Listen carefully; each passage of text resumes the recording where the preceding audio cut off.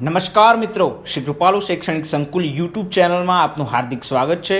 આવા જ educational video જોવા માટે લાઇક, શેર અને સબસ્ક્રાઇબ કરવાનું ભૂલતા નહીં। ફિઝિક્સ ઓનલાઈનમાં હાર્દિક સ્વાગત।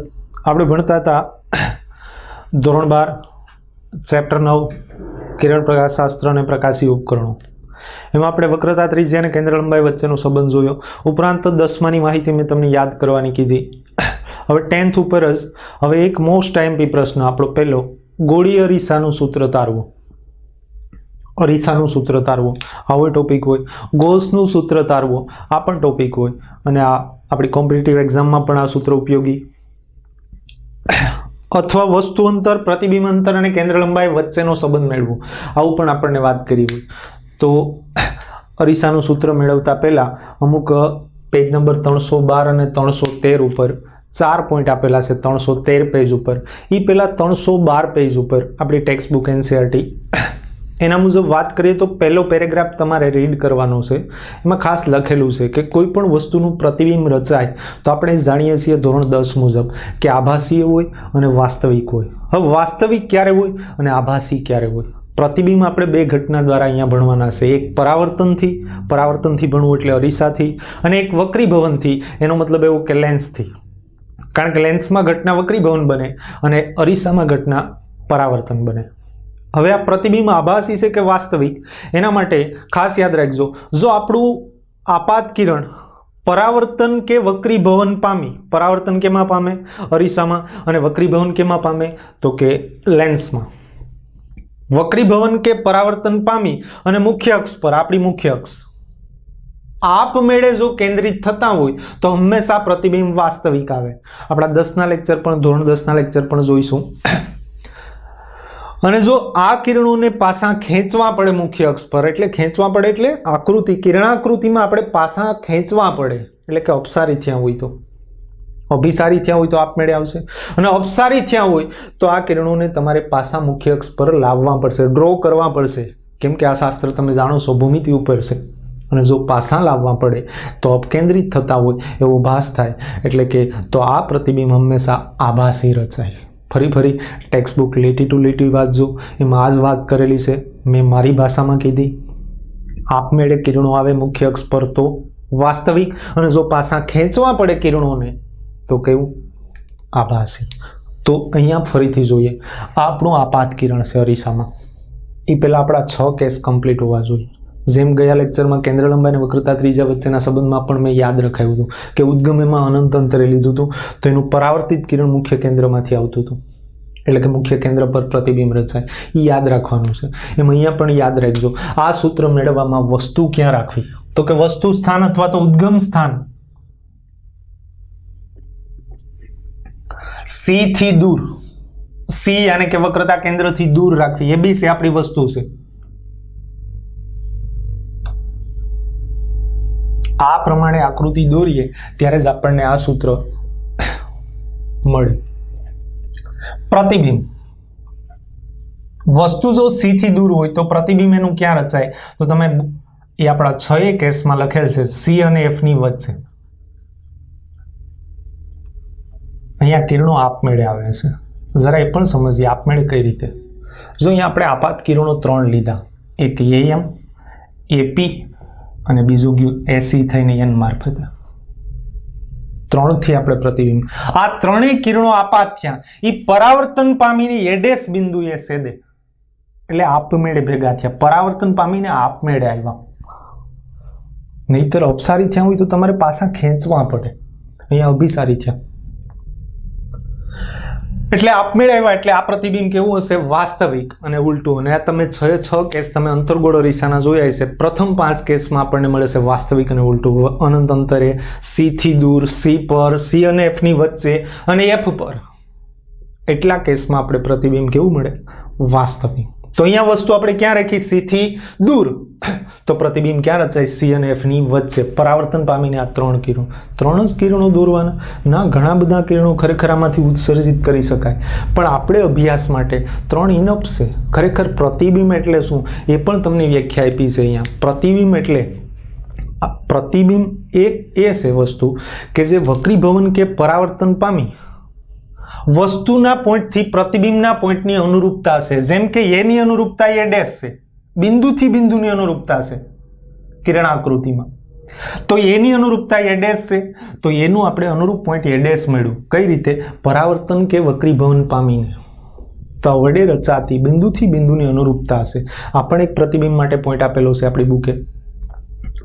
તો એ વાત મુજબ આપણને ખરેખર એની અનુરૂપતા એ ડેશ પાસે મળે પરાવર્તન પામ્યા બાદ. અને વક્રીભવન ક્યારે થાય? લેન્સ હોય તો. એટલે બંને વાતો લખેલી છે ટેક્સ્ટ બુકે, પણ અત્યારે આપણે પરાવર્તન ભણી રહ્યા છે. તો પરાવર્તન માટે યાદ રાખશું ફરી પ્રતિબિંબ એટલે કે વસ્તુની પરાવર્તન કે વક્રીભવન પામેલા વસ્તુની બિંદુથી બિંદુની અનુરૂપતા. જેમ કે એની અનુરૂપતા એ ડેશ, બી ની અનુરૂપતા બી ડેશ છે. એ બી વસ્તુ છે, એ ડેશ બી ડેશ પ્રતિબિંબ છે. જો આ વસ્તુ છે તેનું પ્રતિબિંબ ઉલટું રચાય. સી થી દૂર તો સી અને એફ ની વચ્ચે ઉલટું આપમેળે આવ્યો એટલે વાસ્તવિક. એટલે એનું પોઈન્ટ જો નીચે ગયું એ ડેશ અને બી નું અહીંયા બી ડેશ છે, મુખ્ય અક્ષની નીચે ગયું. વસ્તુ કરતા નાનું એટલે આ એ બી કરતા એ ડેશ બી ડેશ નાનું છે.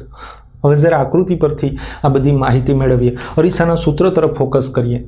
એ પહેલાં મેં તમને કીધું એમ 313 પેજ ઉપર આકૃતિ કેવી રીતે દોરવી.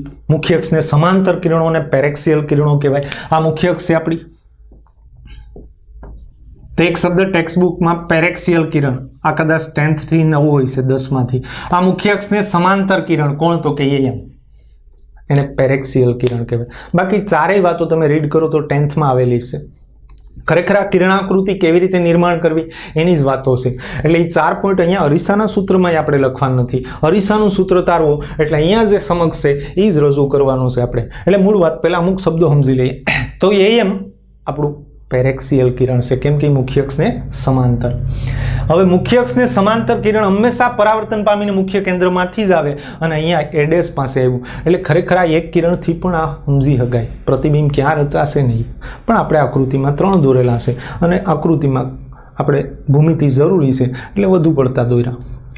હવે મહત્વની વાત, આકૃતિ પર તમે જોઈ શકો આકૃતિ વસ્તુ અંતર તો કે પીબી. વસ્તુ અંતર કોને કહેવાય? ધ્રુવથી વસ્તુ સુધીનું અંતર. પી એટલે ધ્રુવથી વસ્તુ, એ બી વસ્તુ, આ બંને વચ્ચેના અંતરને વસ્તુ અંતર કહેવાય.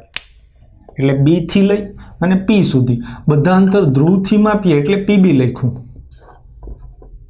આ વસ્તુ અંતર. વસ્તુ અંતરને આપણે યુ વડે દર્શાવીએ એટલે પીબી બરાબર યુ. એનું પ્રતિબિંબ ક્યાં રચાણું? તો કે બી ડેશ, યાની કે એ ડેશ બી ડેશ.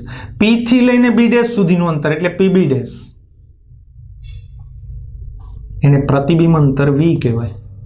વસ્તુ અંતરને યુ વડે દર્શાવે, પ્રતિબિંબ અંતરને વી વડે. PB dash is equal to V. અને કેન્દ્ર લંબાઈ એ તો જાણીએ છીએ. ધ્રુવથી મુખ્ય કેન્દ્ર સુધીનું અંતર એટલે આ પી થી મુખ્ય કેન્દ્ર યાની કે એફ સુધીની લંબાઈ એને કેન્દ્ર લંબાઈ સ્મોલ એફ કહીએ. આ ત્રણેય વચ્ચેનો સંબંધ મેળવવો. અથવા એમ પણ પૂછાય કે વક્રતા ત્રિજ્યા, વસ્તુ અંતર અને પ્રતિબિંબ અંતર વચ્ચેનો સંબંધ. તો વક્રતા ત્રિજ્યા ને પાછો કેન્દ્ર લંબાઈનો સંબંધ છે. એ તો બધી વસ્તુ એકની એક જ થઈ. મૂળ વાત ઉપર વસ્તુ ઊંચાઈ એ બી, આ વસ્તુની ઊંચાઈ થઈ એને એ બી એટલે જ એચઓ હાઇટ ઓફ ઓબ્જેક્ટ, અથવા એને બુક ક્યારેક એચ વડે પણ દર્શાવે એટલે એચ. પ્રતિબિંબ ઊંચાઈ A dash B dash, H I height of image અથવા એચ ડેશ. હવે આકૃતિ પરથી ફરી કહું, આ શાસ્ત્ર કિરણ પ્રકાશ શાસ્ત્ર ભૂમિતિ ઉપર જ હાલે. આકૃતિમાં ઘણા કાટકોણ ત્રિકોણ દેખાય પણ મહત્વના છે મેં લખ્યા અહીંયા. ઘણા કાટકોણ ત્રિકોણ છે પણ આપણે સૂત્ર તારવવા માટે મહત્વના ત્રિકોણ ક્યાં છે? એટલે કે આ ત્રણેય અંતરને સાંકળી લઈ એવા ત્રિકોણ ધ્યાનમાં લેવા. ઊંચાઈ તો મેં લખી ખાલી અહીંયા, આ લખવાની જરૂર નથી અહીંયા. મૂળ વાત, કાટકોણ ત્રિકોણ A dash B dash F દેખાય આકૃતિમાં. A dash B dash F નાનો ત્રિકોણ. એને સમરૂપ ત્રિકોણ કયો? તો કે એમપીએફ. સમરૂપ એટલા માટે કે એના બે ખૂણા સમાન છે. બે ખૂણા સમાન હોવા જોઈએ આ કાટકોણ અને આ એમપી. ખરેખર આ નથી, પણ પેરેક્સિયલ કિરણ હોય, નાનું દર્પણમુખ હોય ત્યારે એમપીને લંબ લઈ શકો. કોને? તો કે મુખ્ય અક્ષને. દર્પણમુખ નાનો છે, આ વાત પર ટેક્સ્ટબુકમાં નાની રીતે લખેલ છે. પેરેક્સિયલ કિરણ હોય, દર્પણમુખ નાનું હોય ત્યારે એમપીને મુખ્ય અક્ષને લંબ લઈ શકાય. હવે મૂળ વાત ઉપર, આ બંને ત્રિકોણ સમરૂપ છે. સમરૂપ ત્રિકોણ હોય તો એની અનુરૂપ બાજુના ગુણોત્તર સમાન હોય તો એ ડેશ બી ડેશ, તેવી જ બાજુ સામેના ત્રિકોણની એમપી થાય. એ ડેશ બી ડેશના છેદમાં એમપી, તો એ જ ત્રિકોણ એ ડેશ બી ડેશ એફની બીજી બાજુ એફ બી ડેશ, તો એવી બાજુ અહીંયા પીએફ થશે. તો એફ બી ડેશના છેદમાં પીએફ. આ સમીકરણ 1 તૈયાર થયું. એના આધારે વધુ એમપી ઇઝ ઇક્વલ ટુ એબી, તો એમપી ની જગ્યાએ એબી વાપરો, કારણ એમપી બરાબર એબી. એટલે આ કાટકોણ ત્રિકોણ માટે પહેલું સમીકરણ આપણને આ મળ્યું. એ ડેશ બી ડેશના છેદમાં AB is equal to FP, F B ડેશના છેદમાં પીએફ. સમીકરણ 1. હવે બીજો ત્રિકોણ કાટકોણ એબીપી અને એ ડેશ બી ડેશ પી. આગળ નહીં થતા એબીપી અને એવો જ ત્રિકોણ એ ડેશ બી ડેશ પી. આમાં બે ખૂણા અને બે બાજુ સમાન છે. આ બે ખૂણા સમાન છે, કાટકોણ અને એક આ. બે ખૂણા સમાન એટલે સમરૂપતાના આધારે એ ડેશ બી ડેશના છેદમાં એબી, એ ડેશ બી ડેશના છેદમાં એબી અનુરૂપ બાજુના ગુણોત્તર પીબી ડેશના છેદમાં પીબી. હવે આ બંને ત્રિકોણમાં આપણી લેફ્ટ સાઈડ સમાન છે. બંને સમીકરણોમાં લેફ્ટ સાઈડ સમાન છે, તો આ બંનેને સરખાવીએ 1 અને 2 પરથી. અહીંયા જ લખીએ સમીકરણ 1 અને 2 પરથી હું લખી શકીએ આપણે તો કે એફ બી ડેશ ના છેદમાં PF is equal two PB dash ના છેદમાં પીબી. સંજ્ઞા પ્રણાલી પણ લેવાની છે, પણ અહીંયા ટેક્સ્ટ બુકમાં લીધેલી છે, પણ અહીંયા હું નહીં લઉં. આપણે સીધું સંજ્ઞા પ્રણાલી વગર આપણે પહેલા સૂત્ર તારવું, પછી એમાં સંજ્ઞા પ્રણાલી એડ કરીશું. એફ બી ડેશ આકૃતિમાં આ દેખાય. હવે એફ બી ડેશ બરાબર હું લખી શકું, ખાસ ધ્યાન રાખજો, તો કે હું બી ડેશ પી માંથી પીએફ બાદ કરું. ફરી એફ બી ડેશ એટલે શું? આટલું અંતર, એટલે આ અંતરમાંથી આટલું અંતર બાદ કરવું, એટલે કે પીબી ડેશ માઇનસ પીએફ. ફરી એફ બી ડેશ એટલે પીબી ડેશમાંથી પીએફ બાદ કરવું. આટલા અંતરમાંથી આટલું અંતર બાદ કરીએ એટલે બી ડેશ એફ, અથવા તો એફ બી ડેશ. ફરી એફ બી ડેશ એટલે શું? તો કે PB dash minus PF upon PF. એ તો જૈસે થે આકૃતિ પરથી આપણે નવું લખ્યું પીબી ડેશના છેદમાં પીબી. બસ આટલું થઈ ગયું અહીંયા સુધી, એટલે સૂત્ર તરવાઈ ગયું. આ બે કાટકોણ ત્રિકોણ સમરૂપ છે, આ બે ધ્યાનમાં લ્યો તો જ યોગ્ય સૂત્ર તરે. બાકી ઘણા કાટકોણ ત્રિકોણ છે, એનું મહત્વ નથી, મહત્વનું છે આ ચારેય ત્રિકોણનું જ મહત્વ છે. અને આ સમીકરણ મળી ગયું એટલે જવાબ આપણો કમ્પ્લીટ. પીબી ડેશ એટલે તો અહીંયા લખેલું છે વી. પીએફ એટલે કેન્દ્ર લંબાઈ સ્મોલ એફ, તો અહીંયા શું થશે? આગળ સ્ટેપ એ બધા લખીએ તો વી માઇનસ એફ અપોન પણ એફ, કારણ કે છેદમાં એ પીએફ, અને સામેની બાજુ પીબી ડેશ એટલે તો કે વી પ્રતિબિંબ અંતર. પીબી એટલે વસ્તુ અંતર યુ. આ બાજુ વ્યક્તિગત છેદ આપીએ તો વી અપોન એફ માઇનસ 1 થઈ જશે. સામેની બાજુ વી અપોન યુ. એક બાજુ લેતા પહેલા V upon F minus 1 is equal to V upon U. એક બાજુ 1 ને સામેની બાજુ જવા દઈએ તો V upon F minus V upon U is equal to 1. હું કોમન નીકળે વી વધે શું 1 upon F minus 1 upon U is equal to 1. V ને સામે જવા દઈએ, સિમ્પલ ગણિત છે. હવે minus 1 upon U is equal to 1 upon V. 1 upon F ને સૂત્રનું કરતા બનાવીએ તો 1 upon F is equal to 1 upon U plus 1 upon V. પછી તો સામાન્ય સાદુરૂપ છે, બધી કિંમતો એડ થયા પછી કાંઈ નથી. તો આ હતું આપણું અરીસાનું સૂત્ર અથવા ગૌસનું સૂત્ર, જે કેવું હોય તો, અથવા યુવી અને એફ વચ્ચેનો સંબંધ, યાની કે વસ્તુ અંતર, પ્રતિબિંબ અંતર અને કેન્દ્ર લંબાઈ વચ્ચેનો સંબંધ. મોસ્ટ એમપી સૂત્ર આપણું અરીસા મિરર ફોર્મ્યુલા પણ તરીકે ઓળખાય. તો આંતરગોળ અરીસા માટે જોયું. એવી જ રીતે બહિર્ગોળ અરીસા માટે પૂછે તો આકૃતિ જ ખાલી બદલવાની, ટેક્સ્ટ બુકની આકૃતિ લેવાની અને સૂત્ર તો આ જ પ્રમાણે એ પણ મળશે. હવે એક મોટવણીની વાત છે. મોટવણી નેક્સ્ટ લેક્ચરમાં જોઈશું. અહીંયા બસ અરીસાનું સૂત્ર. અસ્તુ. જય ભગવાન.